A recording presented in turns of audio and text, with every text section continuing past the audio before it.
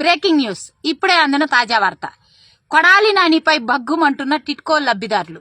ఎందుకంటే ఇప్పటి వరకు కొడాలి నాని ఏదైతే టిట్కో ఇళ్లు లబ్ధిదారులకు ఇళ్లు ఇచ్చిన దగ్గర నుంచి కనీస మౌలిక వసతులు లేక అక్కడ ఇబ్బందులు పడుతున్నారు. అన్ని మౌలిక వసతులు వాళ్ళు అడగట్లేదండి, కేవలం వాటర్ సప్లై అన్న కరెక్ట్ గా ఇవ్వమని అడుగుతున్నారు. అది కూడా ఇవ్వలేక మా గురువు గారు కింద మీద పడుతున్నారు.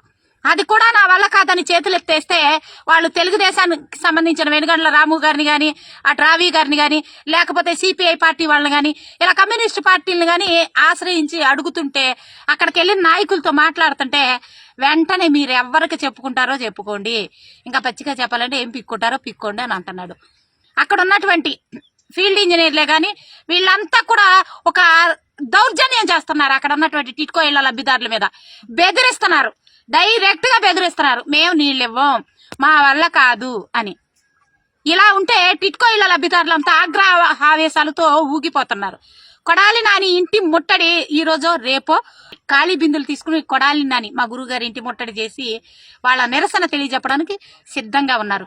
గురువుగారు, ఈ సందర్భంగా నేను మిమ్మల్ని ఒకటే అడుగుతున్నా, మీరు ఏడవలేనప్పుడు, అక్కడ కనీస మౌలిక వసతులు ఇవ్వలేనప్పుడు వాళ్ళని అడ్డు పెట్టుకుని లక్షల కోట్ల రూపాయలు ఎందుకు దోచుకున్నారు?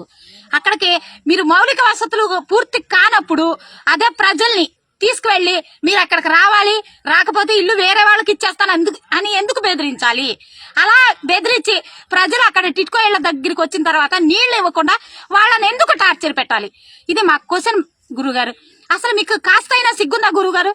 మీకు 4 సార్లు ఓట్లేసిన గుడివాడ ప్రజల మీద కాస్తైనా ఇంతైనా ఆవగింజంతైనా ప్రేమ ఉందా గురుగారు? మాకు తెలియగడుతున్నా.